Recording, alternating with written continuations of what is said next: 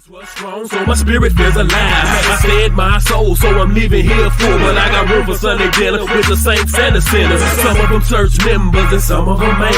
Some of them could quote scripture and some of them can't. We all want the same thing between the sun and the moon. That's to have a place up in that upper room. So we walking down that hallway with the light at the end. Doors open, doors closed, some serving, some sin. But the end all depends on where you spend your faith.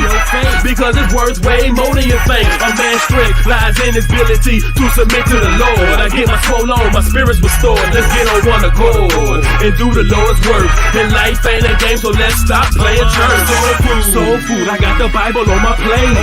So I eat my Sunday dinner every day, and I never get full. I always want seconds. We serve the same message, just to change it. I'm at the soul food, I got the Bible on my plate. So I eat my Sunday dinner every day, and I never get full. I always want seconds. We serve the same message, just to change it. I'm at the Hey, good evening, everybody. Good evening. I am Youth Pastor Antoine Jackson. I am so exciting about being here today with everybody today. It's Thursday. It's Let's Talk. We have a great, powerful conversation today. You don't want to miss it.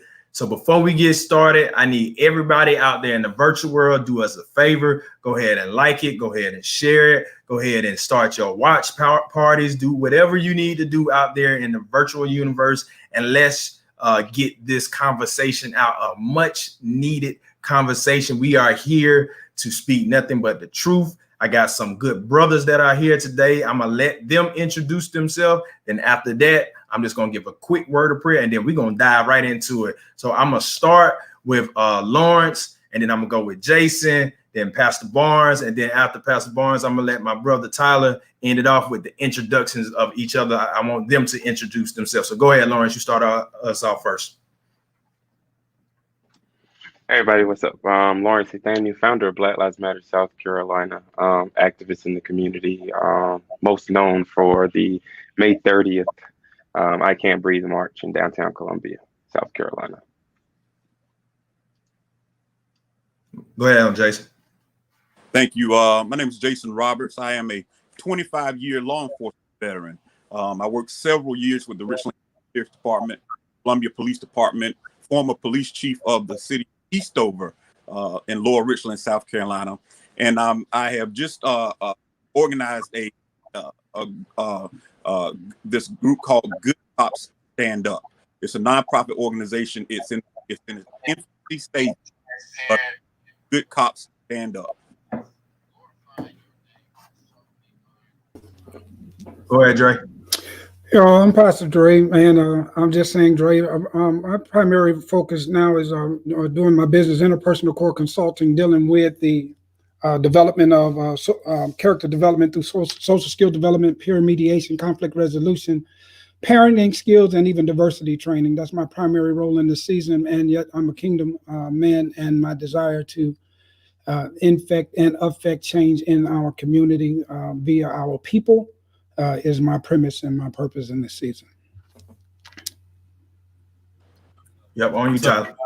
I'm Tyler Bailey. I'm an attorney and founder of Bailey Law Firm here in Columbia. I practice all throughout the state, mainly in personal injury, criminal defense, civil litigation, civil rights. I'm from Columbia. I'm a member of this community like everybody else here. I'm just here to give my opinion and happy to be here with these good brothers tonight. Well, thank you to all the fine gentlemen that we have today. Like I said, we're just going to give a quick word of prayer, and then we're going to jump right into it because this is a heavy topic and we don't want to waste no time. We want to get right into it. So everybody in the virtual world, come on, let's just give God our hearts and mind for this quick moment right here. Dear Heavenly Father, we just say thank you.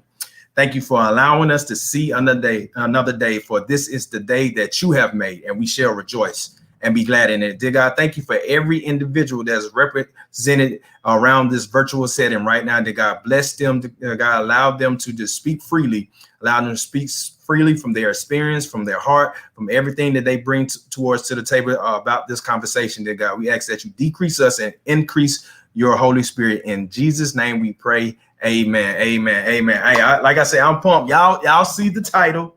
Y'all know what it is. So we're not going to waste no time. I'm going to start with the lawyer. I got to start with lawyer. You need a good lawyer. If you need a good lawyer, You got a good lawyer on here today. I'm gonna always start with the lawyer, and then I'm gonna go to the police officer, and then Mr. Jason, and then I'm gonna go to the preacher, and then I'm gonna let the Black Lives Matter just close it all off for last. All right, gotta let the youngin earn his stripes around here in this one. No offense, I'm just joking. But so Tyler, the first thing out the gate, y'all got the questions. Is black on black crime a real thing? Is black on black crime a real thing?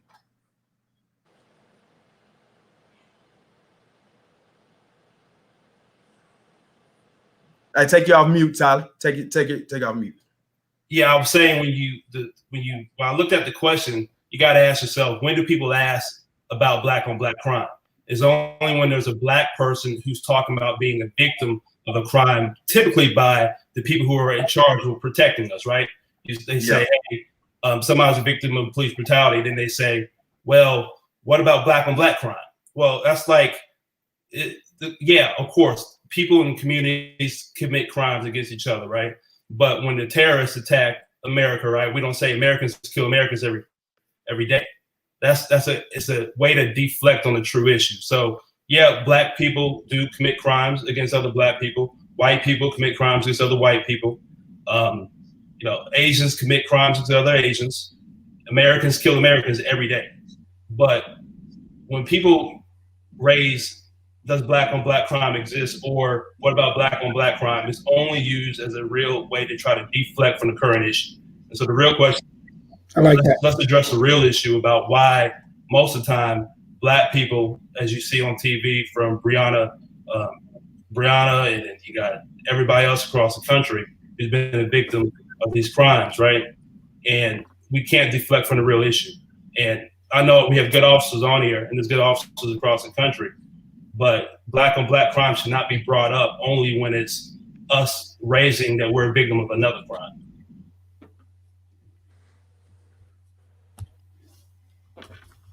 Yeah, go ahead on, Jason. It's on you, Jason. Okay, thank you.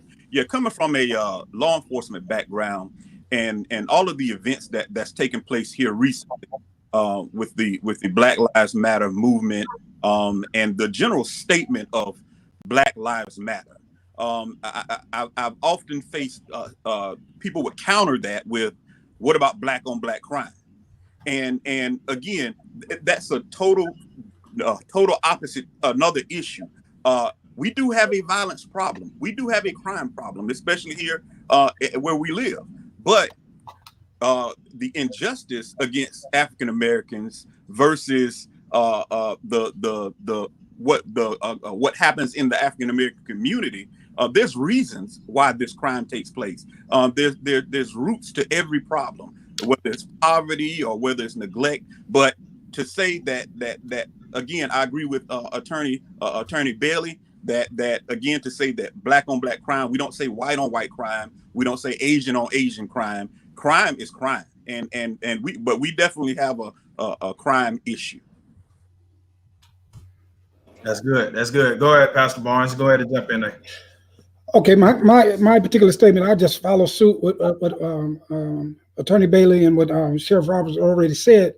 The only time that you hear the concept, the concept actually comes up when you're trying to propagandize an opposition to you being called out or you being addressed as the oppressor. And so now it's pop culture to say that it's black on black crime, when it's in all actuality, yes, there are crimes committed by black people upon black people, but it's crime.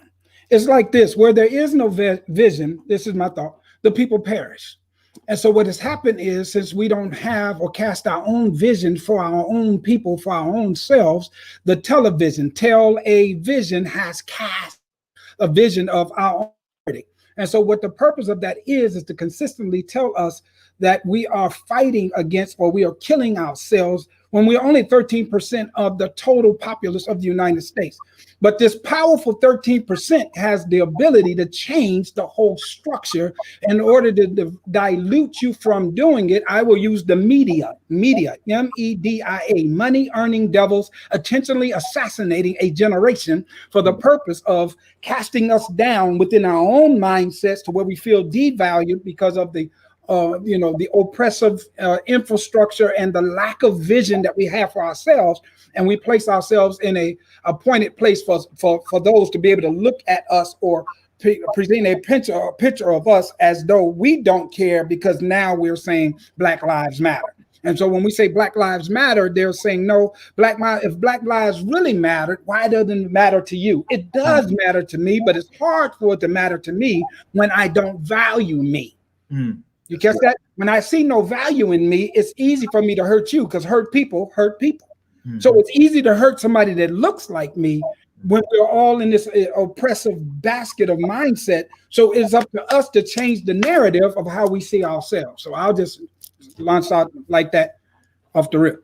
That's good. Come on, Lawrence. You go ahead and tell us from the activist point of view about this Black on Black so-called crime, Black on Black crime.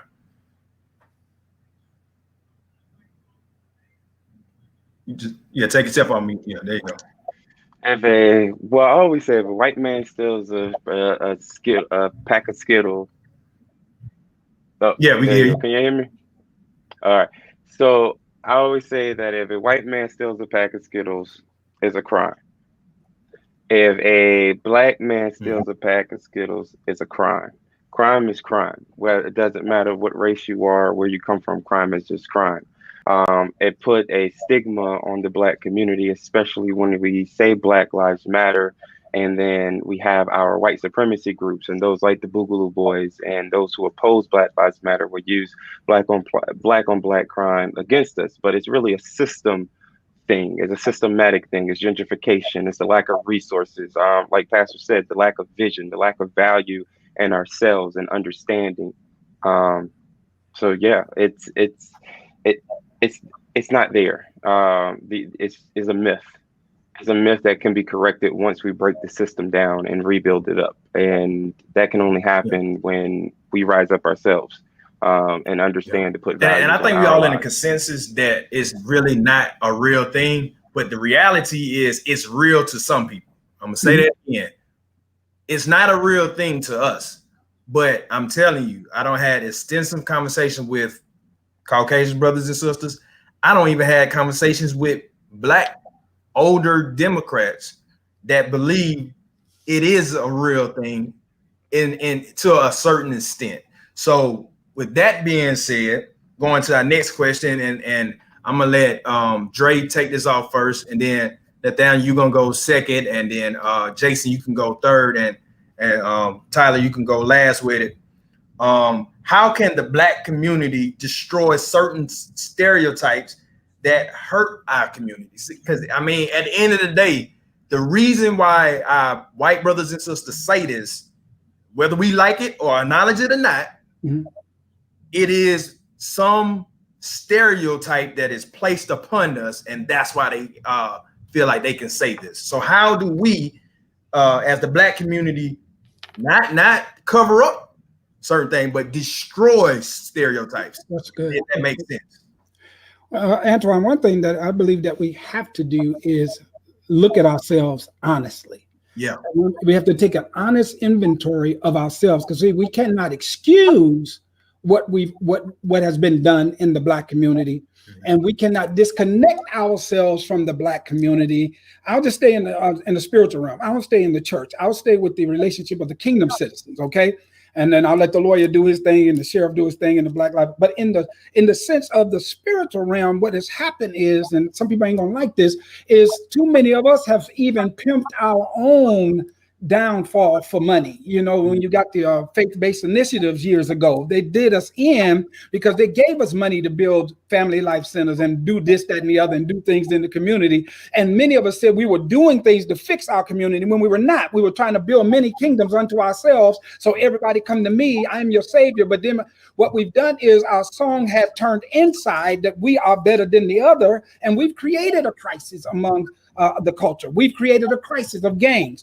I say gangs got started by church folk because we fight over our denominations, we fight over our territories, we fight over our members, we fight over all these things, but we don't do the work that we're supposed to be doing. That's why I think the new political group, I told you this in our conversation, is Black Lives Matter. So a lot of people got issues with Black Lives Matter because it's doing the work that the church is supposed to be doing. So when we talk about the community as a whole, and you can tell I got a passion for this, when we talk about the community as a whole, it starts with one person being willing to reach one person.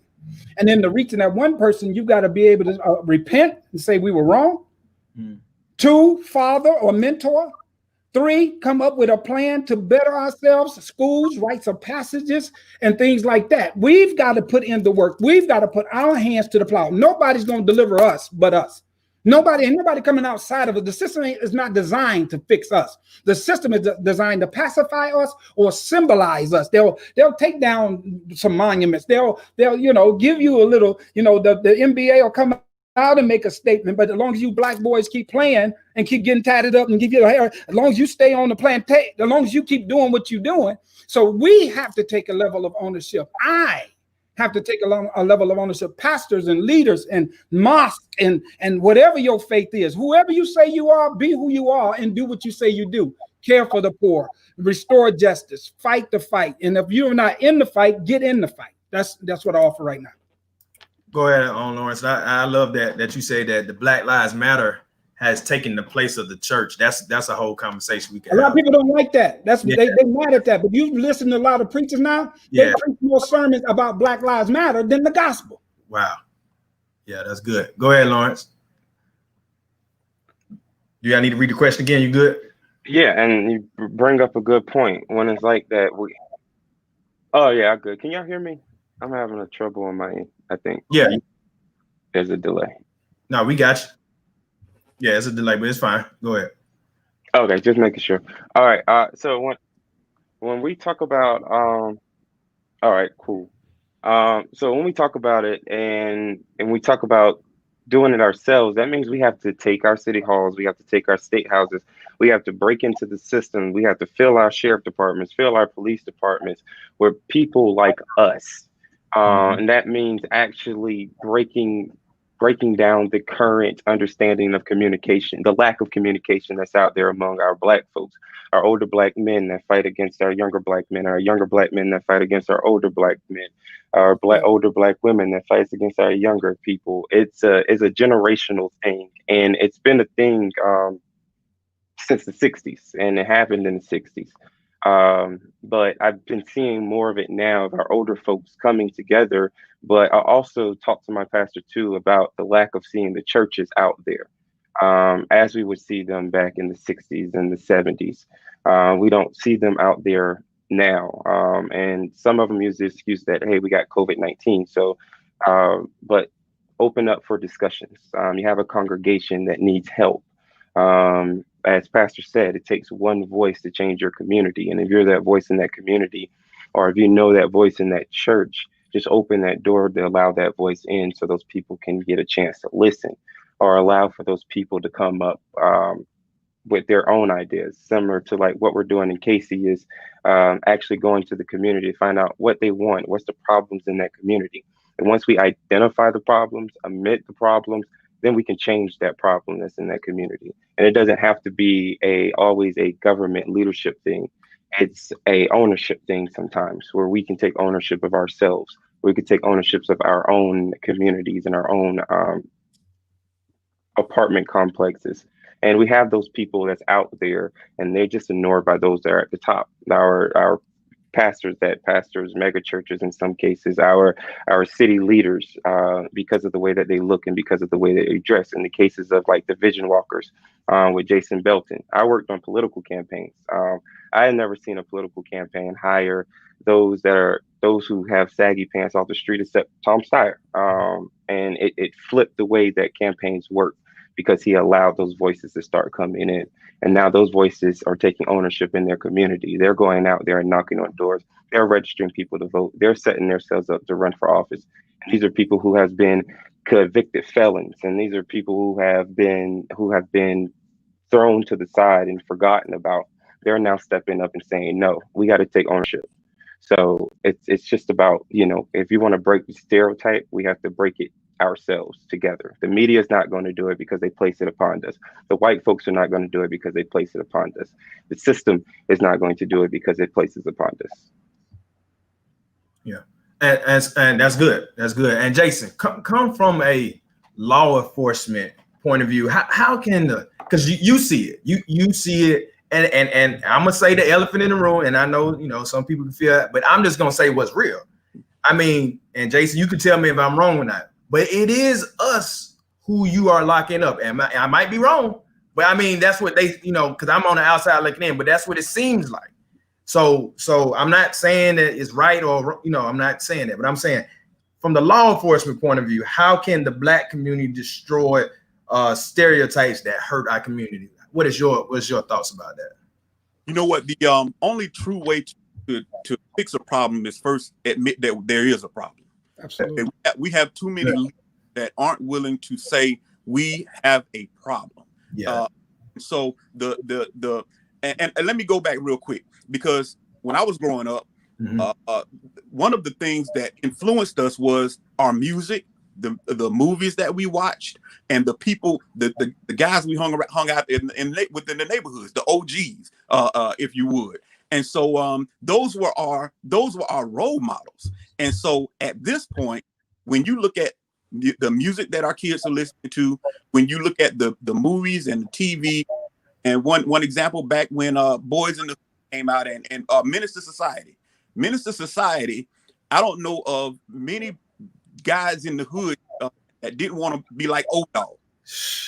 We were wearing the slippers and you know, had that braids going on, and so that was a role model. From a law enforcement standpoint, when an individual wants to be something that they see on TV, that's not reality. And then they get out here and they try to, you know, they want an AK, they want to, you know what I'm saying, they want street sweepers and all this stuff, and they want to, you know, do these things. But that's TV.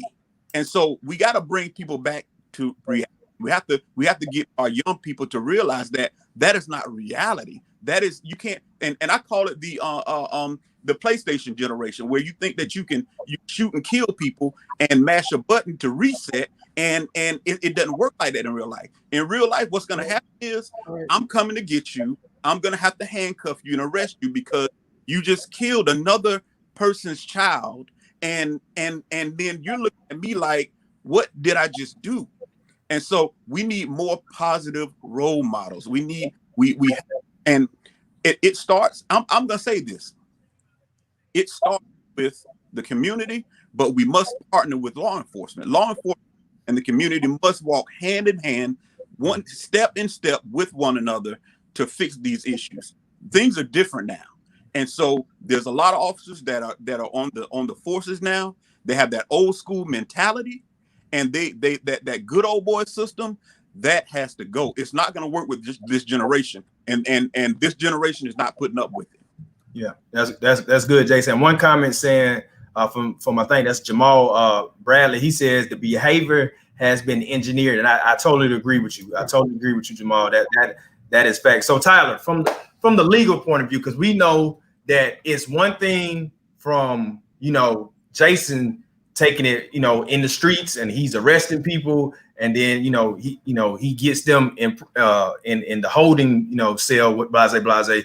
But people don't really understand it's a process too. Like a lot of times, you know, it's you got to go through that judicial system, and that's where, to me, is kind of the most racist, you know, and that's just my opinion. But so from your point of view as a lawyer, what do you think the Black community need to do to destroy certain stereotypes that are hurting our community? Yeah, two things I would say. First thing is you have the stereotypes when you raise, okay, a Black person being a victim of a crime by an officer, and then the white person says, what about Black on Black crime?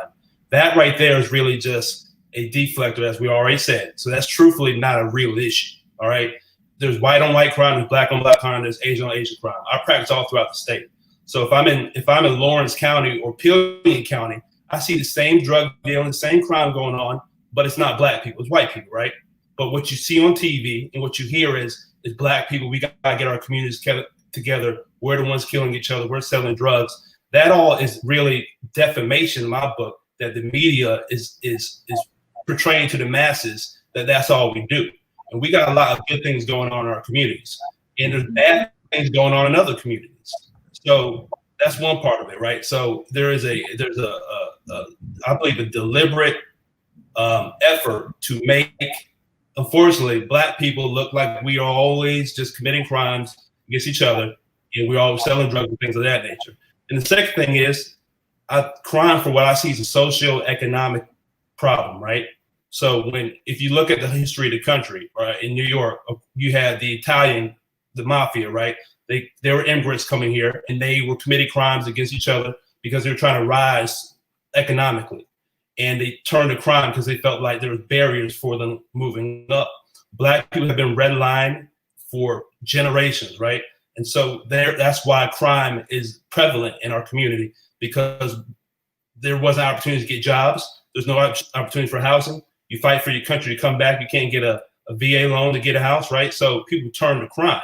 And so that's something that is relevant in our community. We all have family members, friends, cousins, brothers and sisters who may have turned to go down another path because it seemed like an opportunity for them to rise up.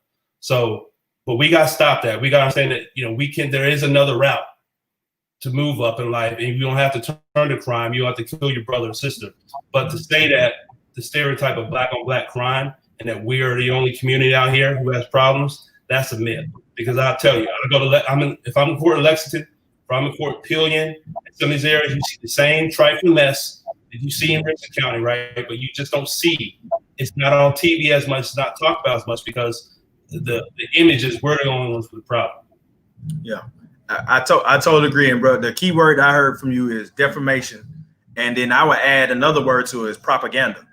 And I don't know, the Lord has led me to recently just hone in on Fox News, and I shouldn't. It might just toxic my mind, but they are the propaganda kings right now. Yeah. And I think what, like Tyler said with the media, and Dre said it too, that's what fuels that whole Black on Black crime. That is almost like they can't find a reason to be mad at Black Lives Matter because they know it's true. So therefore, they gotta use this propaganda machine of Black on Black crime to combat to something that they know they have no ammunition for anyway. But I digress, and we're gonna move on to another statement. I'm gonna start with you, Lawrence, on this, since you are the leader of the chapter of the Black Lives Movement, and then I'm gonna go with Tyler. You're gonna go second.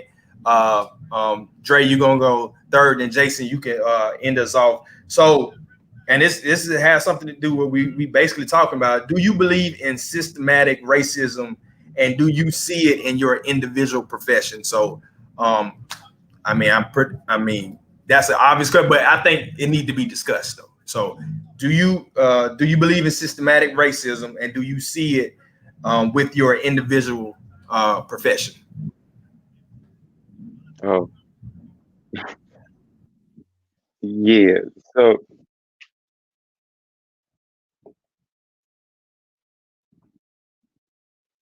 yeah, systematic racism is it's the most realist thing in the world.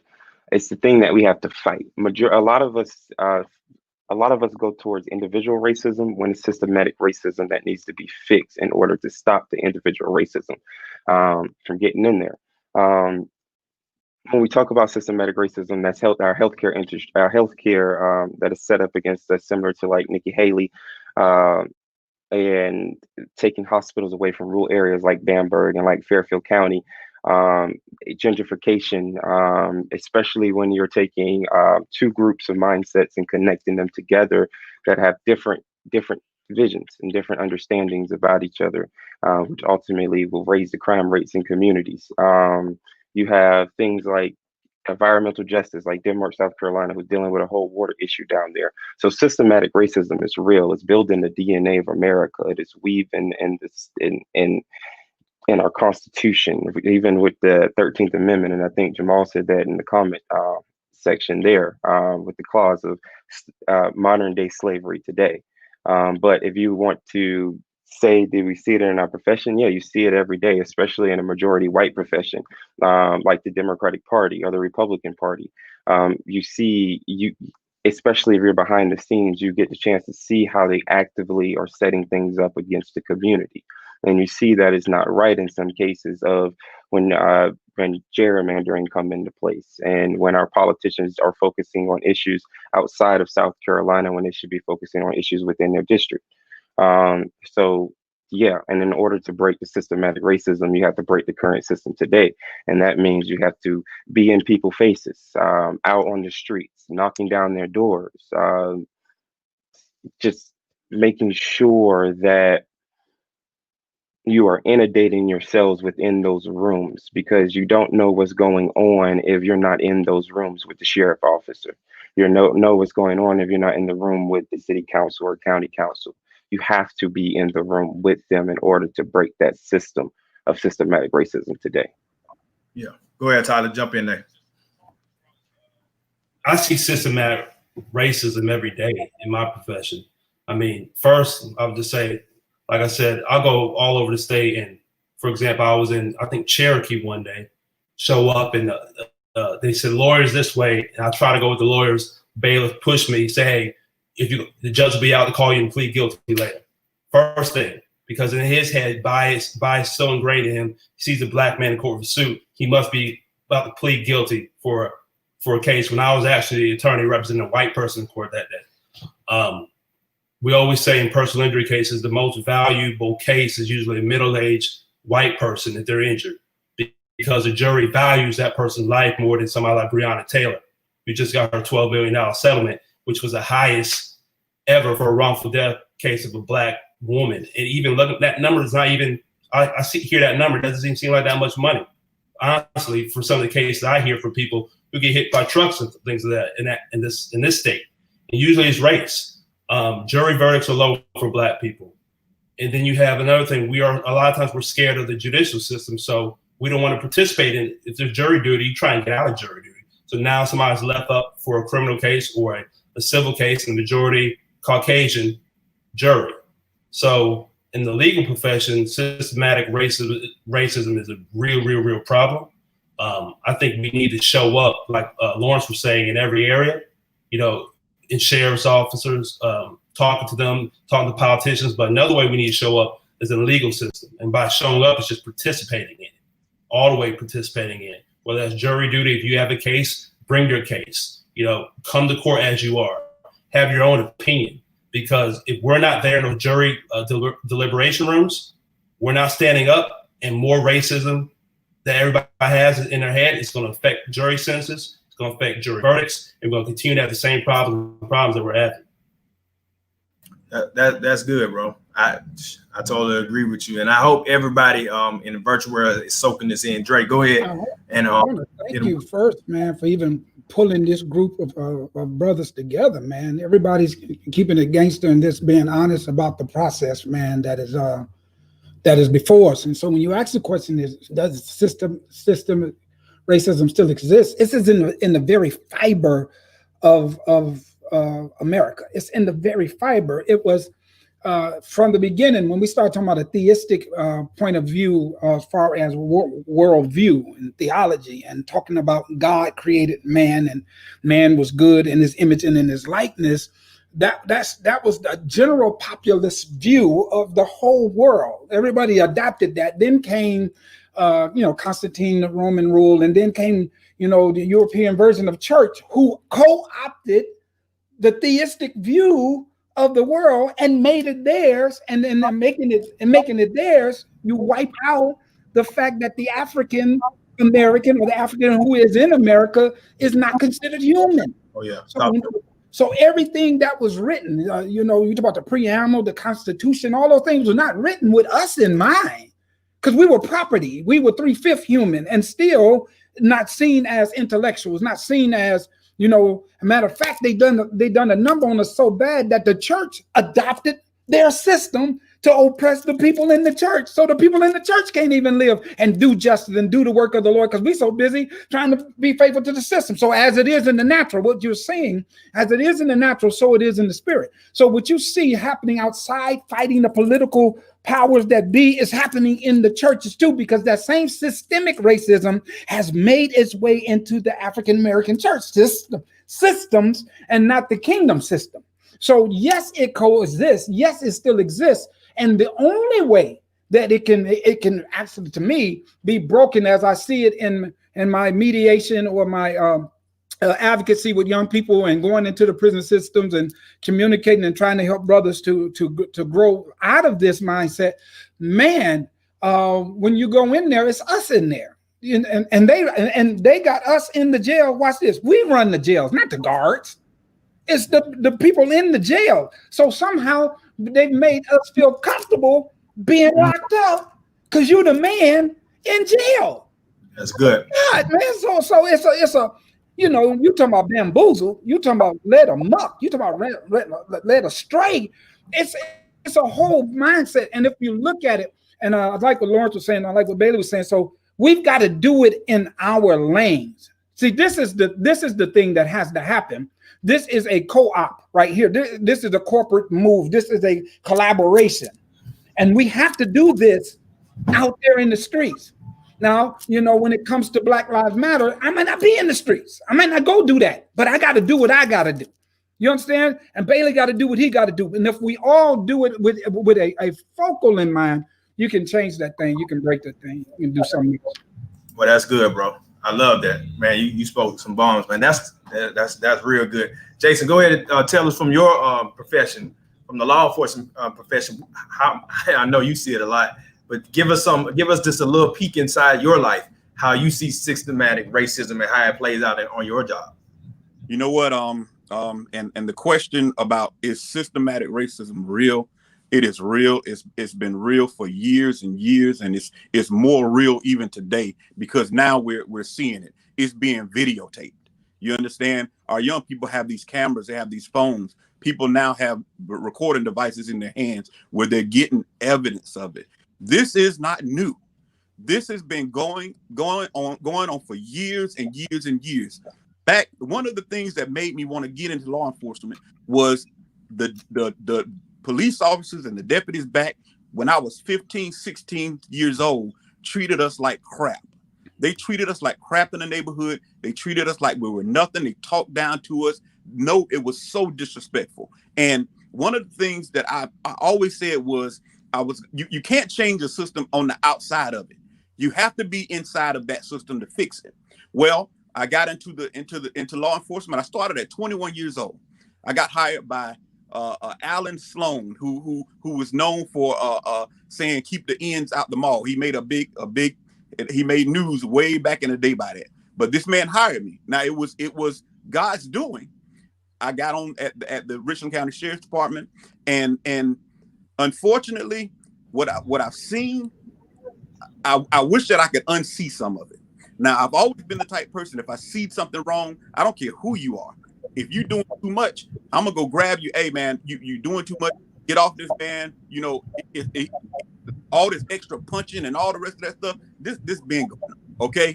And so it's just been hidden. Is the blue wall of silence real? Yes, it is real. And if you get caught on the wrong side of it, they will come after you.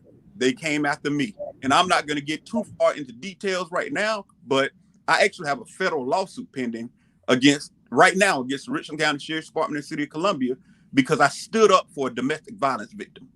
And so the issue is we want our good cops to stand up, but the problem is when we do stand up, who's going to have our back? We need laws to protect us. We need, because again, they came after me. I mean, I've never been written up in my career. I mean, the people that know me in the community, they know my service, and I stood up for this victim, and they didn't like it. So the system is broken. If your law enforcement leaders are not willing to say that the system is broken, if they're not willing to admit it, we need to get in their faces. We need to talk to them. We need to keep the light on because we have who we have. Okay, we have who's in place, and until God decides to move them, then we got to do what it takes to bring light to these issues. I'll share one more thing with you. I was over one of a supervisor on one of the most elite units at one of the departments, and we would always go into the black community, always going to African American neighborhoods, arresting people, locking people up, doing driver's license checkpoints. Now, I took initiative because this is what I know. I know that the drugs are not coming from the African American community. I know that we don't own boats and planes and all of those things. I know this. And so I took it upon myself to move us over to another area that I know that some different things were going on. Well, not too long after that, I was removed from my position. Okay, so and this is the type thing that happens. This thing is real. It's evident. Don't let nobody tell you that it's not, because it is. Now you have to have people. You have to have officers that are willing to stand up, and it takes a lot of courage, because when they come after you, they come after your money. They come after your family. Once they take your money, once they take your finances, my house is in foreclosure right now. Wow. Because I stood up. Wow. Right now, as we speak, I've had to file for bankruptcy because I stood up. Okay. Right. And so we need to do more to protect officers that's willing to stand up against evil and against injustice. And we got to fix this thing. This is our home. We got to fix this. We got to fix it. Well, thank you, Jason, for being transparent, man. And man, God bless you, sir. The Lord, what man forgets or what man throws away, God restores. So we definitely know that God gonna restore you and appoint you to a higher position. And this question right here, I put on the screen, is gonna kind of be very relevant to our next question, right? So this young lady, I don't know if this young lady got a lady in the profile. It says Dwayne Thompson. Says, can Black Lives Matter expand to address crime and violence in the community? I think if we do eliminate that tool against us. And see, I wanted to highlight that question. I'm gonna leave it up there because I think Lawrence, you were saying it, Tyler was saying it, Dre, you were saying it, Jason, you said, all of you all said it, and I think I want this person to get it. That's the propaganda that this next question is believing, that they are not doing, the work in the community, that they only focus on one agenda, which is a big propaganda lie. You know what I'm saying? Like that's just a lie. Black Lives Matter do not just focus on police brutality or police shooting black men. That is a lie. That's what they want you to believe, but they are doing great work. So with that being said, we're gonna answer that question, and I'm gonna put this other question there. What can we do? When I say what can we do to help our brothers and sisters to see that black on black crime is not real, I want to answer to that too. What can the Black Lives Matter movement do? Dre, what can the church do? Jason, what can the officers do? What can Tyler? What can the judicial system do? Not just with with talks, and not even with just like deeds does it. But I'm saying, like, how can we be more public with these deeds? So more transparent with these deeds. So I'm gonna start with Dre first, and then I'm gonna go with Jason, and then Lawrence, and then Tyler, you can end us off. So Dre, Jason, Lawrence, and Tyler, you can end us. So Dre, so like I say, you can mirror both of them, or you could just answer that one question that this Dwayne Thompson asks about what can the Black Lives Matter movement, Black Lives Matter expand to address crime and violence in the community. Well, the one thing that Black Lives Matters already do is address crimes and violence in the community. They just address it from the optic of the police or the abuse of the systemic racism that are manifesting. I think that it would be almost, because they are doing things to help get laws changed as it relates to police brutality and the like. As far as what they can do inside the community, I still say I don't want them to get too far spread out to go do so many other things, though they are doing these things, because you lose your gravity when you start doing everything. So we're talking about sectionized responsibility. And so when you think of it from that premise, you have to operate. I believe that we are, I believe we are in an open prophetic season. Allow me to say this. The church has left the building, but the prophets that are responsible for this move have already been moved out of the church. They just don't sound like you. They don't just go, yea, yea, thus said the Lord. They are speaking truth to power. They are demanding that justice roll downhill. They are speaking for the voiceless, for the widow, for the oppressed. It is happening. It just don't sound right. It's just, a matter of fact, if you pay attention, we've been so duped in our Western mindsets, even as Christians, to now they're calling Black Lives Matter a social, what they call them, a socialization or socialized, social oriented group, So what if they are trying to get equality for humanity? So what? Or they label, you don't label nothing that you're not afraid of. Let me tell you that. So they're afraid of them. So now they're putting labels on them. Now they're threatening. Now they're talking about they're fighting our Christian worldview and this, that, the other. No. And hear me when I say this. The one thing that I do not agree with is the disturbance of the nuclear family. I don't agree with that. So, I can support how I can support, but I don't agree with that. But in the same premise, the prophetic voice that's getting stuff done are being governed by people that we will sit back, but we've been talking about to sit back, and pick apart their movement when they say her name. Well, they're calling on the ancestors. Well, who said that was bad in the first place? Who told us that was evil? I ain't talking about soothsaying. I ain't talking about conjuring up the dead, but remembering the soldiers that brought us. We only do that selectively with Martin Luther King or with da-da-da. But I can call on my grandmama. I'm calling on God, the God of my grandmama. The Bible says the God of Abraham, Isaac, and Jacob. They are talking about their ancestors. What made it so nasty for us as a people? Why is it so dark and wicked? And, you think, if you light incense, I could go into a whole bunch, but we've made so much stuff anti-God that do with God, nor was it paganistic.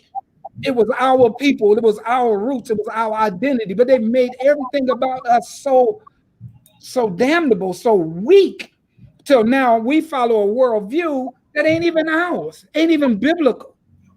And it's not even biblical to the point where how are we going to help our white brothers and sisters? First things first, take the white guy down with the blonde hair and the blue eyes. That's a part of the mentality of a racial supremacist, organization. Come to me, you whooping me, beating me, locking me up and killing me and saying, come to me, I'm your savior. And you telling a generation that know how to read, know how to write, know how to research, to come to this God? They ain't coming to this God. And those of us that have been coming to it have been coming so long till you brainwashed, you can't even breathe. And literally, I can't breathe. You can't breathe in the natural and you can't breathe in the spirit. So there is a prophetic stirring that's going on. They just don't say, yea, yea, thus said the Lord, you're going to be blessed by God and you're going to get this. No, they are speaking truth to power, and they're actually critiquing the people that say they represent God. So no, the judgment begins at the house of the Lord. And now, please allow me to say this and I'll let it go. I'm not anti-church. I'm whatever I am is because of the church. Whatever I am is because that's where I come from. But we know that the way we've been doing it and the way things that's been going on now, your voice is almost halt till you can't come out and say nothing to nobody about what they shouldn't be doing, because you were not doing it when God gave us chance. So what God has done is he made the whole church. He told everybody, go to your room. Now think about this and do something different. There you go. Good. That's good, bro. Go ahead, Jason. Go ahead. Yes, sir. Yes, sir. I think that the way that we solve any problem generally is through education. People say black on black crime and they don't really understand what they're saying. And so things like this, and thank you for hosting this and even inviting me to be a part of it, because this is education. This is going out to the masses, and we need to educate people. And just like I said earlier, in order to fix any problem, you gotta know what the root of it is. And in the African American community, one of our biggest problems is poverty and abuse and neglect. And you have children out here that are being abused, and they don't know where to turn, and the only way the reason that they turn to the gangs is because they feel like they can't turn to the people in their house.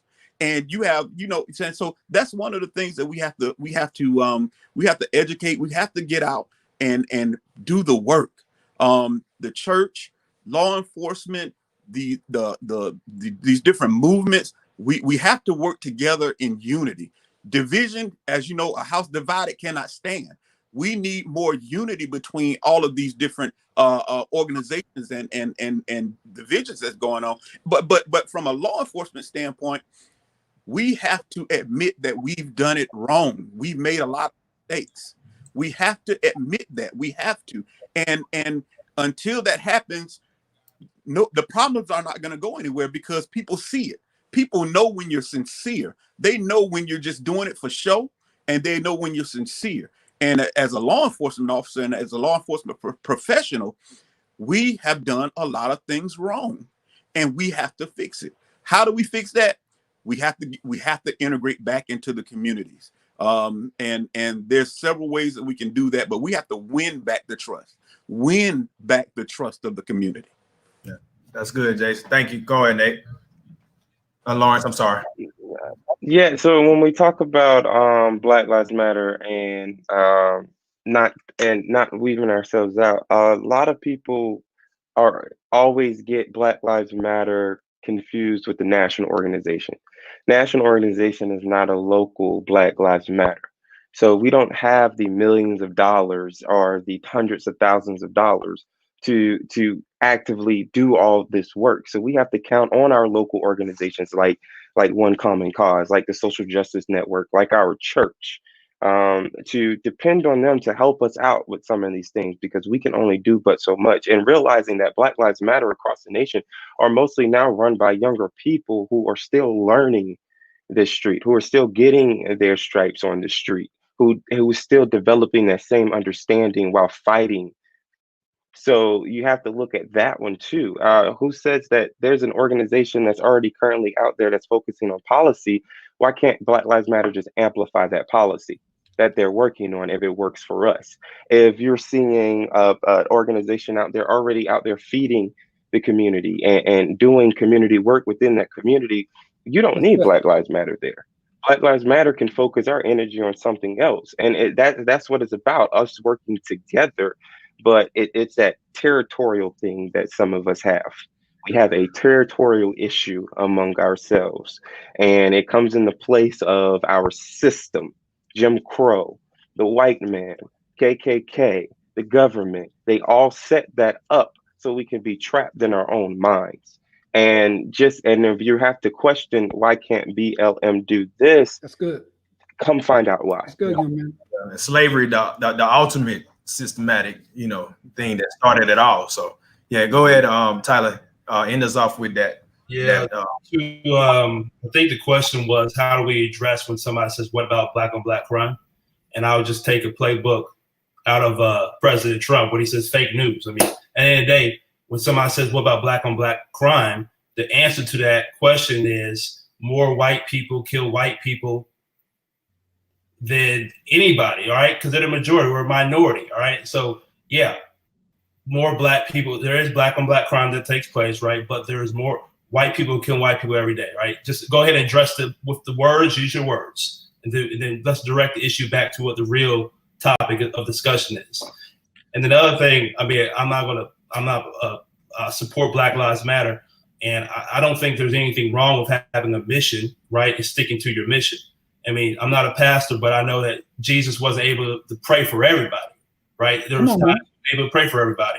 And John the Baptist had his own, he was saying, hey, the Messiah is coming. That was his mission. So we all have our own roles. We all have our own lanes. And when you get off of your lane, that's when you start messing up. If God put you in place for one thing, stay in that lane. Like, hey, I stay in my lane and my sphere of influence, what I feel led of the Lord to do, what my purpose is. And so I think Black Lives Matter is doing a great work. And if it wasn't for the work that they've done, we wouldn't have the change that we had. So people says, what else? Why can't Black Lives Matter go, fix the plumbing, right? Or why aren't they handing out food? I mean, there's so many other things that everybody can do, but stick to your own mission. And I mean, stay in your own lane until it's time to go to another lane. I mean, the Bible even says that, one body, many members. Yeah. So, Black Lives Matter is just a member of the body. And for us to, literally try to put the weight of the world on them just because they are the popular, movement right now, just like the civil rights movement, people want to put economics, which, Martin Luther King was going in that direction. But I mean, at that moment, he was focusing on getting rid of segregation, right. economics was coming, you know, eventually. But you know what they did to him when he went to talk about that money. But I digress. So we're gonna because it's getting we got 5 minutes left, but I wanna talk about this. 5 minutes left says who? Yeah, my mama say I gotta stick to the time I appointed to. You know, last time I went over, I got yelled at, so I'm sticking to that. Hey, that's how she trained me, and that's how she wanted to be, and you know, that's just how that's for me in my house. You know what I'm saying? When we go with Dre, hey, when Dre do his thing, we can go over, we can do whatever, have all us over. We can go. We'll flip it over next time and do it on mine. Yeah, we do this again though, for sure. Like I have all y'all boys. I mean, look, we in the pandemic, like, you know, I know, you know, people, but you know, we got time. I know I got time if y'all got time. So, but I do want to talk about this next question. Why is more participation in the political process important to disproving this myth? And I want to start with Tyler. Have I started with you first? I'm trying to go everybody respected. I think we probably went around the block. It's back to me. Okay, so I'm gonna do it what I see on the screen. I'm gonna go Jason, Tyler, Lawrence, and then Dre. You gonna end us off. Okay, so Jason, you gonna go first. Tyler, you can go second. Lawrence, you can go third, and then Pastor Dre is gonna end us off. So why is more participation? And the key word I wanted to emphasize is because we do participate, but why is more participation in the political process? Okay, not just every 4 years. Every year should be a political year. You know, an important election year is important to disproving the myth of black on black crime.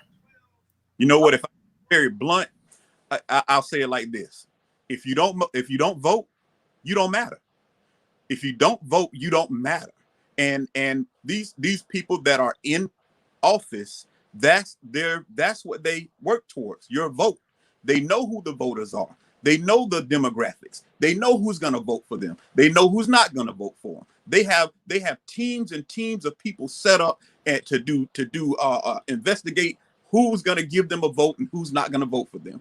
And so we all need to be a part of the process.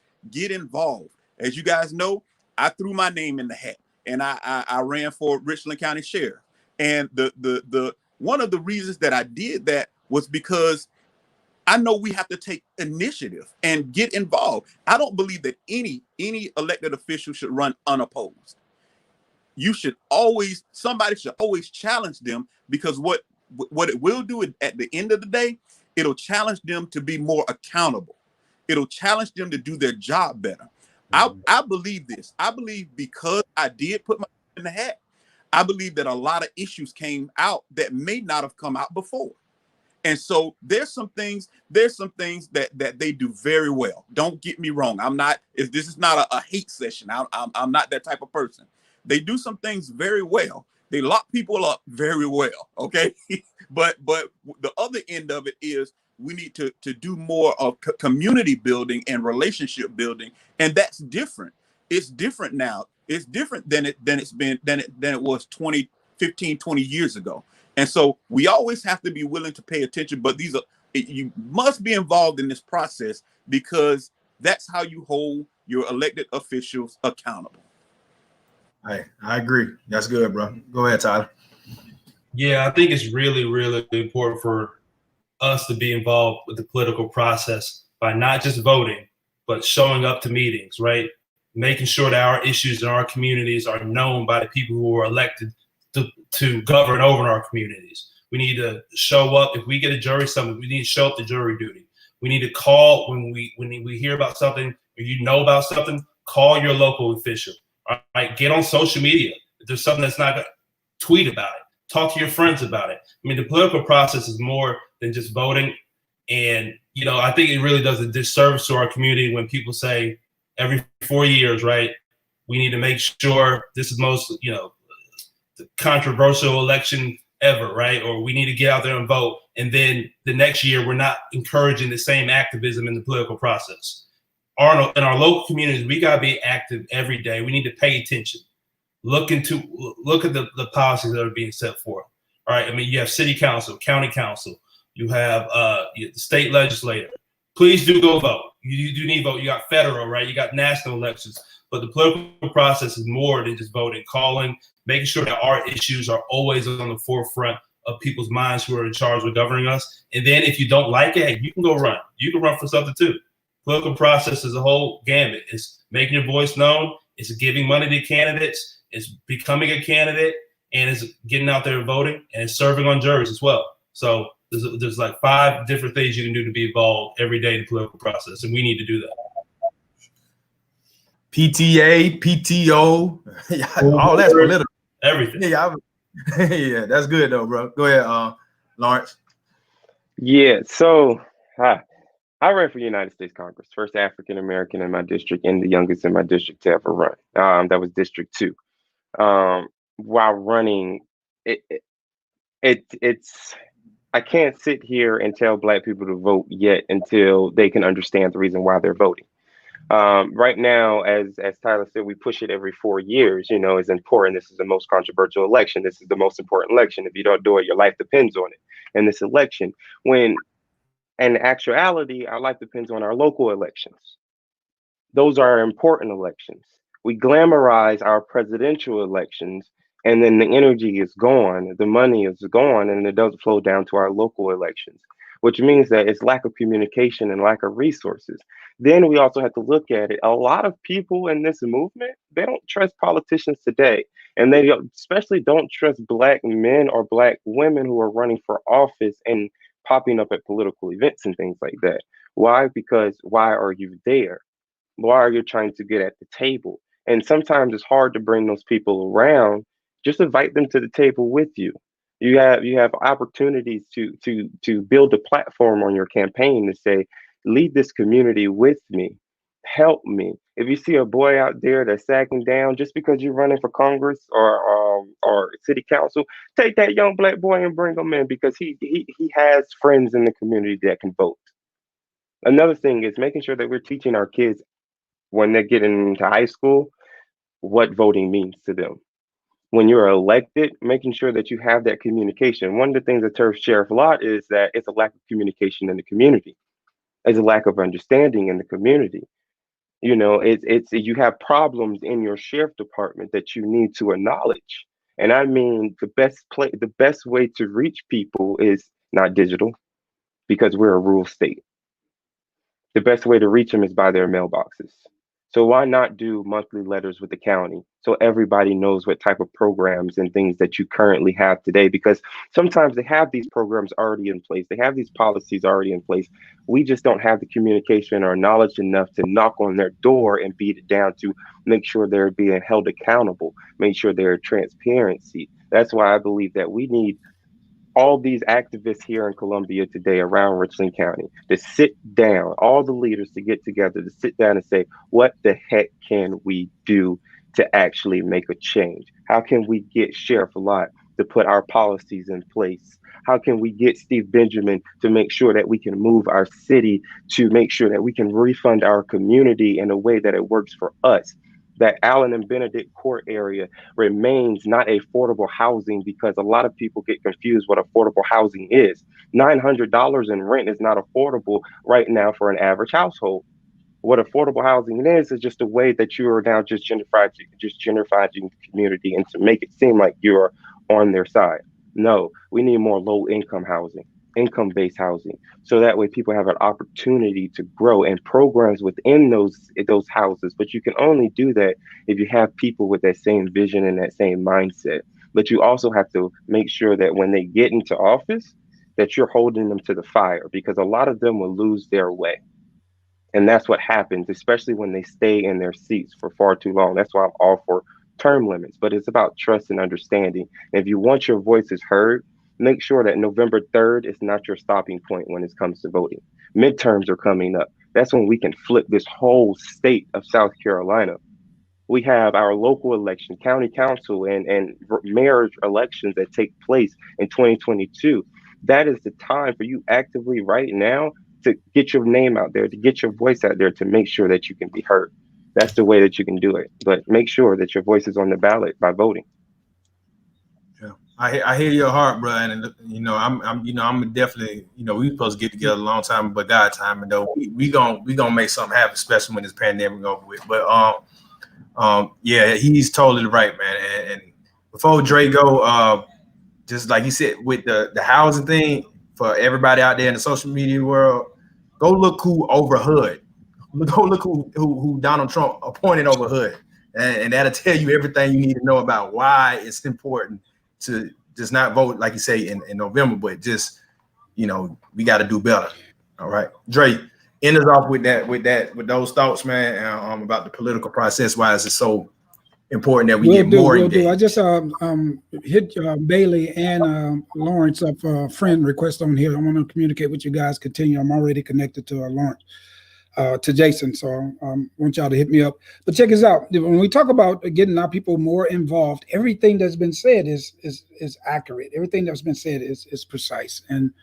But the reason for this involvement for many of us who claim Christ, many of us who claim to be followers of the way, many of us who claim to have the passion of Christ for the lost. Listen to his first sermon in a nutshell.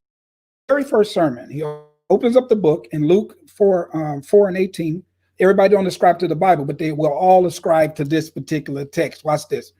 He says, "The Spirit of the Lord is upon me because, or for this purpose, he has anointed me to proclaim good news to the poor, and he has sent me to proclaim freedom to the prisoner or the oppressed, the recovery of sight to the blind, and to set the oppressed free."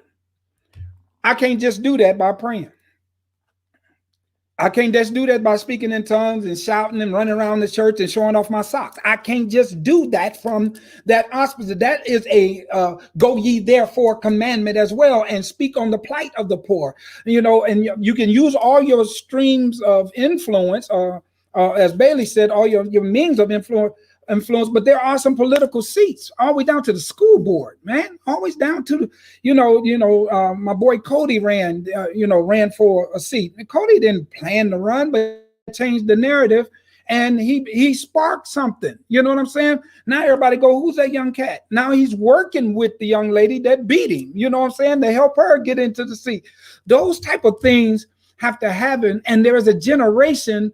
If you can give me vision, if you can give me direction, and if you can mentor me, like young Lawrence was saying, you know, he's been doing this. He's a young man, and I hear his heart, but there's some things he ain't done yet that we've done. And if we just wrap our arms around him and help guide him, not take his identity, not try to make him a proselyte or become one of us. No, let him do it with his own swagger, with a baseball hat on, and get his joint in. You understand what I'm saying? And not take the identity. We've always taught people that you can't do both. Well, when I look at the kingdom mindset, you are responsible to do both, spiritual and political and social and economics. What made us limit to just the church? But what has happened is people have told us, you just stay over here. We got this out here. But there's a whole generation of people frustrated saying, no, y'all stay in here. We'll handle it out here. And so now we got to do it together. There's nothing wrong with it. We got to do it together. Get in your lane, occupy, and get in these seats. Because there's some people who've been in them too long. And they've become their position. They have their own identity. They don't even have an identity because they've been in the position so long. So, and it happens even in church. To come to a point where you say, okay, God, what do you really want me to do? I've been trying to do what everybody else wants me to do. Now, what do you want me to do? Well, Antoine, I want you to do what you do with you, but I want you to start this forum and get people to talking. Because right now, people ain't got nothing to do but listen, develop, and grow. If you miss the blessing of COVID and don't come out here with an agenda, don't come out here with a focus, you missed your go to the room time. You missed your time out. I believe this is a divine time out for us to regroup, to set up collaborations, and to be mouthpieces when we're supposed to, and be support when we're supposed to. You can help somebody else and don't take nothing away from you. So being in the political arena is crucial. Having these forums are crucial. And you don't know how many people watching. You don't know how many people going to share. You don't know how many people going to say, when y'all doing it again. So, men, it's an honor to be with you guys. Antoine, thank you for hosting it, and it's just a privilege that you would consider me to be a part. Oh yeah, I think each one of you all, and just to end on Dre, hey, I had said this about a month ago. Social justice is a biblical concept. So if anybody thinking that the church and that supposed to be separated is just completely off base from the church end. Thank you to my brother Tyler. Thank you to big bro Jason. Lawrence, thank you so much for always being. Lawrence is always available to do whatever. I'm telling you, this young man has a bright future ahead of him. Keep your head up. I witnessed what you put on an awesome. I'm not even talking about all that other stuff. You did an awesome event that day. That was an awesome event, man. That some stuff that happened, that's not out of your control. You focus on what you did, the good stuff, bro, and keep doing what you're doing. Don't ever let nobody tell you you can't do anything, because the sky's the limits for you. Dre, you already know, one love, big brother, man. Pastor Dre, man, that's he's been very influential in my life, and just want to thank you again, Tyler, Jason, Lawrence. I know Dre like, man, why we gotta stop, but I try to be obedient, man. Mama say, boy, do an hour. Don't have them people up all night. You know what I'm saying? So hey, she be on me. She gonna get on me about the 10 minutes. But like, man, the conversation's so good. We had to do it 10 more minutes. But any just quick final words from everybody. Just you want to give, if like Tyler, you want to give your company. JC, you want to give a shout out. Lawrence, you want to give the Black Lives Matter. Dre, you want to give what you're doing. Y'all can go ahead real quick. Again, Jason, Tyler, Lawrence, and Dre, just go ahead real quick and just give y'all, whatever projects you got going on, whatever you want the people to know what you have going on. One thing I would say is, Pastor Jackson, appreciate you inviting me on. If people want to look for me, they can find me. Just Google me, Tyler Bailey. You'll find all that everything about me. But really, I just want everybody to understand that black on black crime, when somebody, if they take anything from this, if you raise some of the injustices that have been perpetuated against us for centuries in America, and they say, what about black on black crime? Please just remind them that, hey, black on black crime is a myth. It's fake news, okay? White people kill white people, black people kill black people, Asians kill Asians. And let's focus back on the real issue. So I know you invited me here. I'm a lawyer. I practice all throughout the state, but I want people to understand that when people raise black on black crime, it's a deliberate effort to say that your issues don't matter to you, so why should they not matter to me? You gotta remind them that your issue, one, matters about injustice happening to us, and by you trying to even change the narrative is a lie. And let's get back to the issue. So I appreciate it, but that's all I gotta say for y'all. Go ahead, Jason. Listen, I want to say to every good police officer out there, every officer that's out there doing it for the right reasons. You're a public servant. We're doing it because we're willing to give up our lives, just like Jesus did on the cross. He's willing to give his life for a friend. All of the good police officers out there, thank you. Thank you for what you're doing. You keep doing the right thing. If you see something that's not right, stand up. My organization is called Good Cops Stand Up. I'm rolling it out now. And we're going to call out injustice. We have to stand up to it. That's the only way that the community is going to be able to trust our law enforcement again. So Good Cops Stand Up. Thank you for the wonderful job that you do.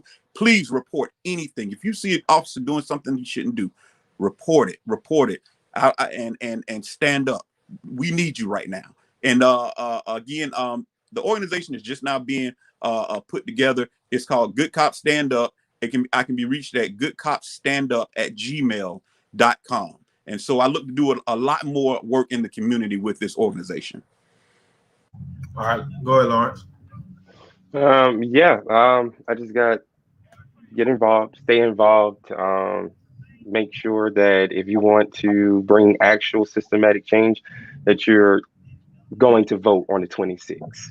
And I don't want to see nobody in line just to be there on November 3rd. I want you to vote early, vote by mail now. You just have to. Right now, we're at a pivotal moment in our time. If you want to see the George Floyd Police Act passed in the Senate, you have to put Jamie Harrison in the Senate. So if you want to see systematic changes, you have to actually get involved. So Black Lives Matter is here, One Common Cause is there, the Social Justice Network, Good Cops, the church, some churches are there. So just make sure that we are getting involved and make sure our voices are heard. You can always reach Black Lives Matter at www.blmsc.org. And yeah, we look forward to the family. Yeah, Dre closes out with the final word. Okay, well, my final word, you can find me on Facebook. I'm just going to do Andre C. Barnes on Facebook. I'm going to do both my web pages and that. I just want to end with this. If my people, the if, which are called by my name or call on my name, would humble themselves, realize that what you've been doing has not been working, and pray. Seek my face, not my hand. Seek my counsel, my wisdom, and turn from your waywardness. I'll give you witty inventions. Heaven will speak. I'll forgive your sin, and I'll heal your land. Some of the things that we're dealing with in our society is not a skin problem. It's a sin problem. If you migrate to that theistic view that God created us all. And we all have a part to play. Play your part and don't get played while you're playing your part. Because some people thrive off making money off of our oppression. Now we have to make a living off liberating each other. That's all I have to say. Thank you. Well, thank you, fellas. From the comments, man, I think everybody really enjoying this. It was very informative. I truly am blessed and humbled that you all took your time out. Thank your families for allowing you to come out and be with us. I know it's not just us that are giving our time, it's our families that are giving their time as well from being absent from us. So thank you to everybody, family, for allowing these gentlemen to sacrifice this time on this day. And just thank you everybody in the virtual world that tune in. Please get involved. Look up these different men, organizations and movements and professions, and let's solicit our people more. Let's solicit our Black-owned businesses more, and let's continue to just uplift one another and encourage one another, and just be brothers and sisters to one another. And that's all I have to say. I look forward next week. I'm gonna do it again. Y'all gonna like the subject I'm doing next week. I'm doing a one-on-one with somebody. Should marijuana be legal? And we just gonna leave it at like that. I'm against it, just so y'all know. I'm against it, but I'm gonna get somebody who for it. We gonna go back and forth. Work it out. Well, But hey, I appreciate all y'all brothers, man. We'll get up, we'll do it another time. So hey, we out. Nothing else to say, but we home, man. All right. I want to tell all y'all, man. Thank y'all for all y'all do. All right, bless you.